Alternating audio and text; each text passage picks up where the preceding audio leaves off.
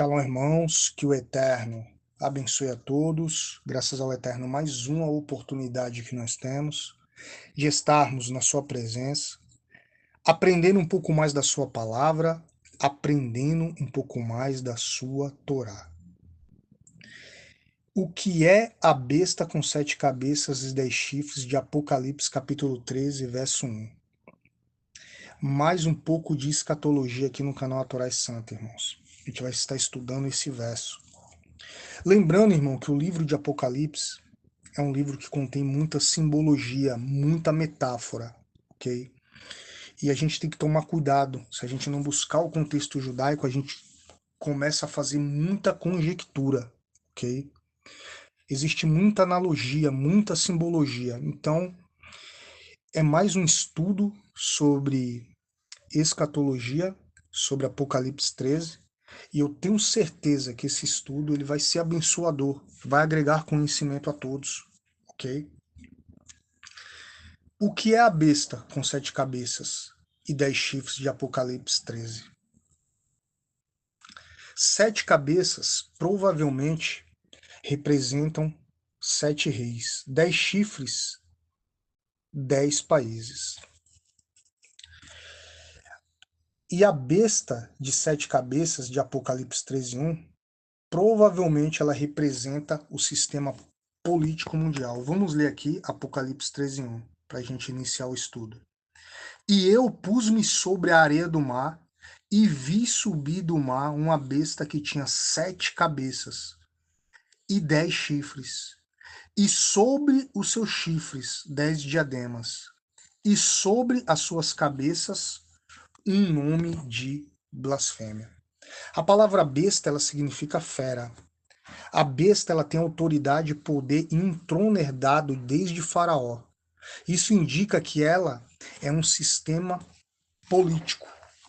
Apocalipse 13:2 diz assim: E a besta que vi era semelhante ao leopardo, e os seus pés como os de urso, e a sua boca como a de leão. E o dragão deu-lhes o seu poder, e o seu trono, e grande poderio. Ela possui características das 4 bestas descritas na profecia de Daniel. Depois os irmãos lê lá, Daniel capítulo 7, do versículo 2 ao 8. A aparência de um leopardo, pés de um urso, boca de um leão e 10 chifres. As feras na profecia de Daniel são identificadas como os reis específicos, ou reinos políticos, que sucessivamente controlam impérios. Okay? Depois os irmãos também lê Daniel 7:17, Daniel capítulo 7, do versículo 17 ao 23. Okay? Portanto, a fera de Apocalipse capítulo 13 representa uma organização política coletiva. A besta que sai do mar é uma simbologia de Faraó que foi engolido no mar quando o Eterno abriu o mar vermelho para Moisés e o povo passar. Isso significa que todos os governos humanos se originam de um único da humanidade instável e desobediente desde Faraó do Egito. Ok? Os irmãos podem estar lendo lá Isaías capítulo 17, do versículo 12 ao versículo 13. Versículo 12 e 13. Ok? Uma besta com 7 cabeças e 10 chifres saindo do mar. Ela tem a aparência de um leopardo, os pés de um urso, a boca de um leão e um diadema em cada chifre. O que é a fera de 7 cabeças de Apocalipse 13? Né? Será que não representa aí um sistema político mundial? A fera, ela tem autoridade, poder em um trono específico. Isso indica que provavelmente é um sistema político. A gente acabou de ler aqui Apocalipse 13:2. Ela governa sobre toda tribo e povo, e língua e nação. Assim é maior do que o governo de um único país. Apocalipse 13:7. Né? E foi-lhe permitido fazer guerra aos santos e vencê-los, e deu-lhes poder sobre toda tribo e língua e nação. Esse versículo de Apocalipse aqui, capítulo 13, verso 7, mano, é um versículo muito forte para provar, né, que a igreja vai passar pela grande tribulação, né? A linha pré-tribulacionista diz que a igreja, os santos, vão subir para o céu. Mas o versículo Apocalipse 13, 7 é claro que os santos vão ser perseguidos, ok? A gente tem vários estudos aqui no canal, inclusive a gente tem um curso grátis onde a gente fala muito sobre isso, que é só os irmãos estarem pesquisando aí. Ela possui característica das 4 feras descritas na profecia em Apocalipse. Ou melhor, na profecia em Daniel 7, 2 a 8. Okay? Aparência de um leopardo, pés de um urso, boca de um leão e 10 chifres. As feras nas profecias de Daniel são identificadas como os reis específicos ou reinos políticos que sucessivamente controlam impérios. Okay? A Bíblia diz que o número ou nome dessa besta é 666. É o número de um homem. Né? Vamos ler aqui Apocalipse, capítulo 13, versículo 17 e 18. Para que ninguém possa comprar ou vender, senão aquele que tiver o sinal ou o nome da besta, ou o número do seu nome. Aqui a sabedoria, aquele que tem entendimento, calcule o número da besta, porque é o número de um homem, e o seu número é 666. Irmãos, esse número, essa passagem aqui é muito ligada a chip, né? Muita gente linka a marca da besta a chip. Não é isso que a gente está falando aqui nesse estudo, mas eu vou abrir aspas aqui para falar um pouco. A marca da besta não é um chip, irmãos. A marca da besta é um sistema, ok? Manipulador que te leva a se rebelar contra a palavra do Eterno, ok? Chip pode ser uma tecnologia que vai ser usada nesse período para controlar as pessoas, ok? É necessário as pessoas estar atentas a isso. Vamos recomeçar. A Bíblia diz que o número ou nome da besta é 666, é o número de um homem. Apocalipse 13, 17 e 18. Essa expressão indica que a besta, em Apocalipse, capítulo 13, representa uma entidade humana, ok?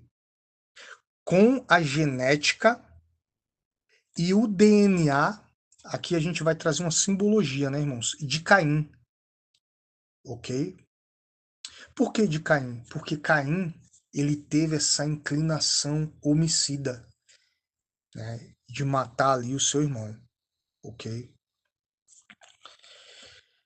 As nações têm muito em comum, mas todas estão unidas em uma determinação de manter a própria autoridade em vez de se sujeitarem ao Eterno. A gente sabe disso. Na guerra do Armagedon, as nações também ficaram unidas em lutar contra o exército do Eterno, comandado por Yeshua, nosso Mashiach. No entanto, todas elas serão destruídas. Depois os irmãos podem estar lendo em Apocalipse 16, 14, 16, 19, Apocalipse capítulo 16, 14 e 16, Apocalipse 19, capítulo 19, versículo 19 e 20. Ok, irmãos? 10 chifres e 7 cabeças. Na Bíblia, alguns números são usados de modo simbológico. Por exemplo, 10 e 7 significam totalidade. A chave para entender o que representa os 10 chifres e as 7 cabeças, né, da besta de Apocalipse, capítulo 13, é a imagem da fera, da besta, identificada mais tarde em Apocalipse. Essa segunda besta é cor vermelha de escarlate e tem 7 cabeças e 10 chifres. Ok? Depois os irmãos podem estar meditando em Apocalipse 13, 1,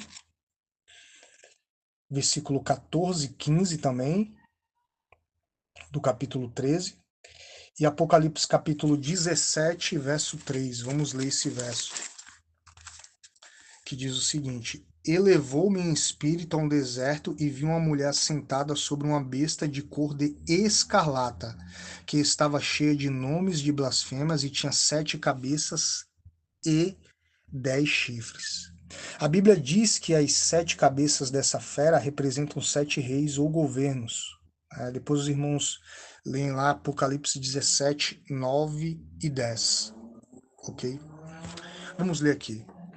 Aqui o sentido que tem sabedoria. As 7 cabeças são 7 montes sobre os quais a mulher está assentada. E são também 7 reis, e 5 já caíram.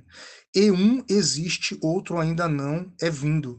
E quando vier, convém que dure um pouco de tempo. Do mesmo modo, as 7 cabeças da besta, de Apocalipse capítulo 13, verso 1, representam 7 governos. Provavelmente, irmãos, Egito, Assíria, Babilônia, Medo-Persa, Grécia e Roma. Okay?